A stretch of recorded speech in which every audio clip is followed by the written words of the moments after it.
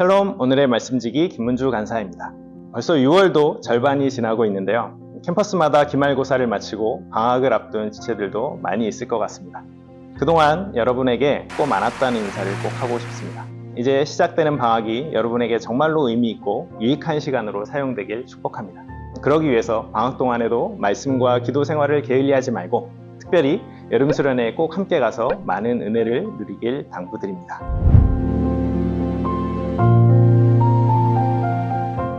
요한계시록 4장에서 사도 요한은 성령의 감동으로 하늘 보좌로 초청되어 놀랍고 영광스러운 광경을 목도합니다. 그리고 그 하늘 보좌를 배경으로 5장부터 이야기가 전개되는데 이 이야기는 보좌에 앉으신 성부 하나님의 오른손에 들린 두루마리에서 시작됩니다. 요한이 이 서신을 기록하던 당시에는 파피루스나 양피지에 글을 써서 두루마리로 만들었는데요. 값이 꽤 비싸서 거기에는 중요한 내용들만 적었습니다. 그런데 사람도 아닌 하나님의 손에 있는 이 두루마리에 얼마나 중요한 내용이 있었겠습니까? 게다가 이 두루마리는 안팎으로 글이 쓰여 있었고 7인으로 봉인되어 있었습니다. 여기서 안팎으로 글이 채워져 있다는 것은 이 두루마리의 내용이 더 이상 더하거나 뺄 수 없이 완성되었다는 것을 의미하고 7인으로 봉인되었다는 것은 아무나 이 두루마리를 열거나 그 내용을 살펴볼 수 없다는 것을 뜻합니다. 여기서 살짝 예고편을 본다면 6장부터는 이 7인이 하나씩 떼어지는데요. 그때마다 세상에 재앙이 쏟아지고 악인들에 대한 심판이 이루어집니다. 이것을 토대로 유추하면 이 두루마리에 적힌 것은 하나님께서 역사 속에서 이루실 일들에 대한 내용이 아닐까 싶습니다. 즉 역사와 미래는 하나님의 손에 있다는 것이죠. 아무리 대단한 영웅이 등장하고 수완 좋은 사람들이 세상을 움직이는 것처럼 보여도 결국 세상을 다스리시고 역사를 뜻대로 이루어 가시는 분은 창조주 하나님이시라는 겁니다. 그것을 인정할 때 인간은 하나님을 경외하며 겸손하고 바르게 살아갈 수 있고 또 그럴 때 하나님은 우리를 향해 진노가 아닌 긍휼을 베푸시겠죠. 그리고 그것이 바로 성경에서 말하는 지혜이고 복된 삶인 것입니다. 이 두루마리는 분명히 악한 세상과 죄인들을 향한 하나님의 진노와 심판을 다루고 있습니다. 그런데 이것을 성도들의 입장에서 해석하면 같은 내용이라도 구원의 완성과 그로 인한 하나님 백성의 최종적인 승리로 읽히게 됩니다.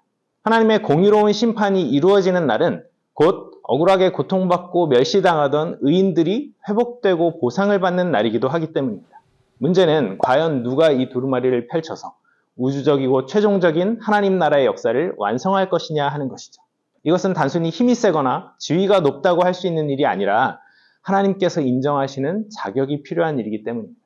인을 뗀다는 것은 두루마리를 펼쳐서 그 내용을 드러내고 또 그것을 성취하는 것을 의미합니다.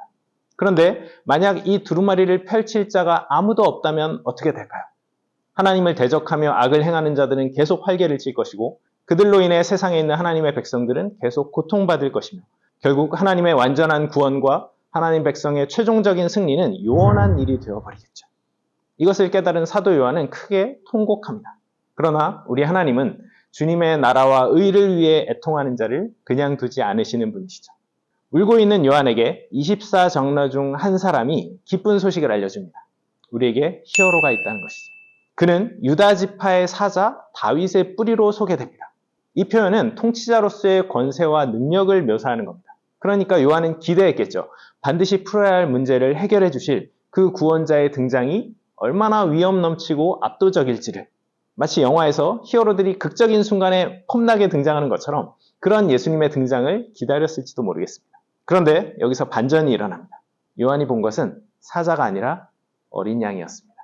유다 지파의 사자가 죽임을 당한 어린 양이 되신 겁니다. 그렇다고 우리 주님이 약하셔서 죽으신 것은 아니죠. 오히려 죽음을 정복하시기 위해 친히 죽음 속으로 들어가신 겁니다. 그리고 그분은 결국 승리하시고 죽음에서 스스로 나오셨습니다. 그러므로 예수님 안에 있을 때 우리 역시 죽음을 두려워하지 않을 수 있습니다. 죽음이 끝이 아닌 새로운 시작이라는 것을 알기 때문이죠. 예수님께서 십자가를 지나 승리하셨음을 기억하면서 사도 요한과 이 편지를 읽는 초대교회 성도들은 그들이 지금 겪고 있는 핍박과 박해를 어떻게 이해하고 견뎌낼지 깨달았을 겁니다. 그들이 고난을 당하는 이유는 우리 주님이 그들을 외면하시거나 그들을 구원할 힘이 없으시기 때문이 아니라 오히려 바로 그 길이, 그 고난의 길이 승리로 가기 위해 꼭 거쳐야 할 과정이기 때문인 것이죠. 그렇다면 오늘 우리가 겪는 여러 어려운 상황들을 어떻게 이해하고 대처해야 하는지 묵상해 보면 좋겠습니다. 한 가지 기쁜 소식은 이 고난의 과정을 우리 주님도 함께 통과하신다는 겁니다. 이 어린 양은 7뿔과 7눈이 있는데 이것은 완전한 능력과 지혜를 뜻합니다. 완전한 능력과 지혜를 가지신 우리 주님께서 우리의 삶 가운데 특별히 어려운 상황 속에 있을 때 함께 해주십니다. 그러니 지금 당장 우리가 그분의 뜻을 다 알지 못해서 불안하고 때로는 원망도 되겠지만 우리가 주님의 마음을 배우고 그분과 함께 그 과정을 다 통과하게 되면 결국 하늘 보좌에서 천사들과 24장로들이 그랬던 것처럼 우리도 어린 양이신 우리 주님께 찬양과 경배를 드리게 될 겁니다. 그날을 위해 오늘도 힘써 우리에게 주어진 하루를 충실하게 살아내는 저와 여러분이 되길 축복합니다.